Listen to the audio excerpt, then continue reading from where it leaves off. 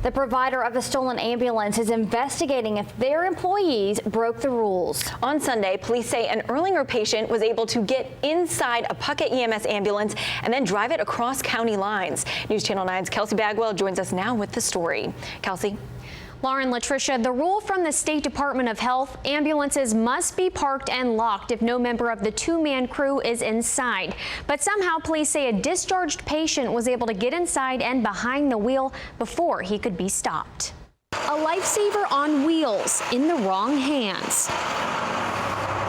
Police say Sunday, discharged Erlanger patient James Seymour got into a Puckett EMS ambulance and took off. The rules to prevent that, handed down from the State Department of Health, are supposed to make that impossible. The truck's to be shut down and the keys removed. Chief Deputy John Combs oversees a different ambulance provider, Hamilton County Emergency Services. They're both under the same rules from the state to safeguard their ambulances from theft. It's a new problem all providers face. We didn't have to lock anything up.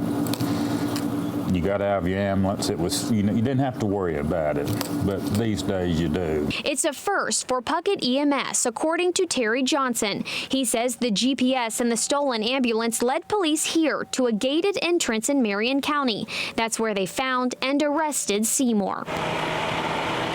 Johnson says the ambulance was fully inspected and has already been released back into service. Meanwhile, they're investigating the actions of the crew and what made it possible for Seymour to get behind the wheel and take off.